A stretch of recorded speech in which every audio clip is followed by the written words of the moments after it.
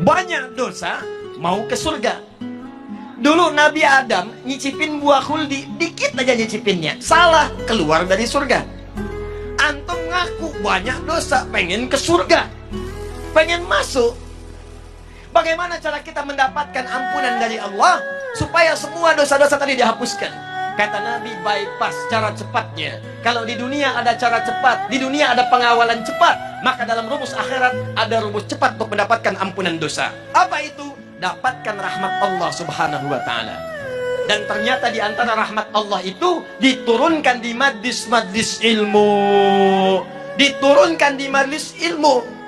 Karena itu para ulama dulu, kalau ada orang banyak berbuat maksiat, banyak berbuat dosa, maka yang pertama diarahkan kepada mereka, datangi Syekh Fulan, datangi alim Fulan, datangi majlis ilmu Fulan, minta bimbingan kepada mereka untuk bertobat. Pernah ada seorang yang melakukan pembunuhan sampai dengan 100 orang dibunuh.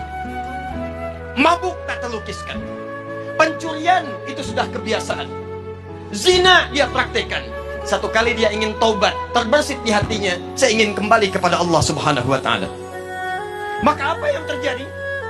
Dia datang kepada seorang syekh, dia bertanya, ya syekh, saya ingin bertobat, bisakah seorang seperti saya tobat? Kata syekh tadi, Allah akan menerima semua hamba yang ingin bertobat kepadanya. Datang ke masjid fulan, datang ke majlis fulan, datangi guru fulan, minta bimbingan untuk bertobat kepadanya. Karena dia yang paling mampu untuk mengajari engkau. Ini adab dari para ustadz, adab para kiai, adab para alim, adab para guru.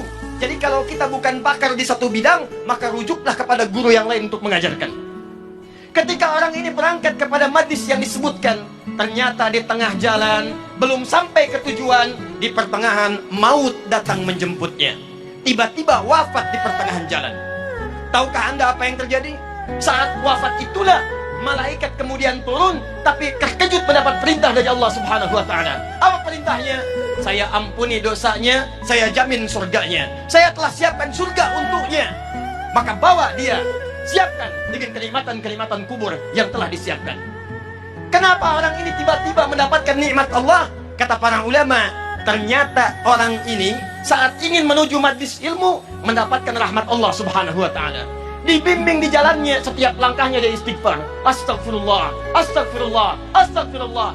Baru berangkat menuju majlis ilmu, rahmat Allah turun kepadanya.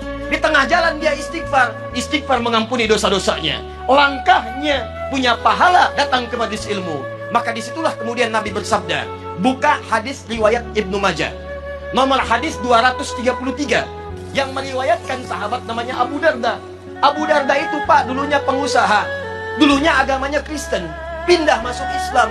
Begitu masuk Islam, beliau membuka usahanya yang mendekatkan dirinya dengan Allah. Cara usahanya, bikin dagangan di dekat masjid. Dekat masjid, apa tujuannya?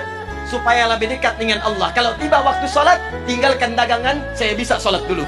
Kalau rizki nggak usah dipikirkan, Allah sudah atur. Setiap orang mau ke masjid, ada yang mampir beli makanannya, ada yang mampir beli dagangannya. Sampai kemudian ditiru oleh para sahabat-sahabat yang lainnya. Sampai sekarang kalau Anda haji atau umrah, Anda dapatkan dekat Masjid Nabawi ada orang-orang jualan di sekitarannya. Itu yang pertama kali jualan, namanya Abu Darda. Meriwayatkan hadis dari Nabi, apa bunyinya?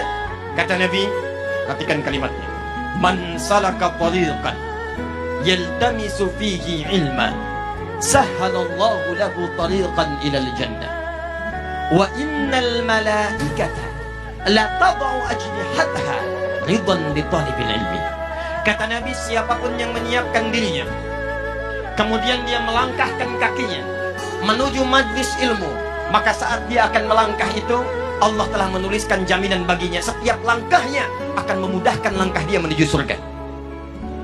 Dan kalau penuntut ilmu mengetahui, ini bahasa Nabi, sejak dia akan keluar dari rumahnya, malaikat sudah menaungi dengan sayapnya. Di saat bapak ibu ini mau keluar rumah, datang ke sini, jangan dikira sendirian. Malaikat sudah memberikan naungan sayapnya, mengiringi kepergiannya dari mulai berangkat ke rumah sampai dengan ke majelis ilmu.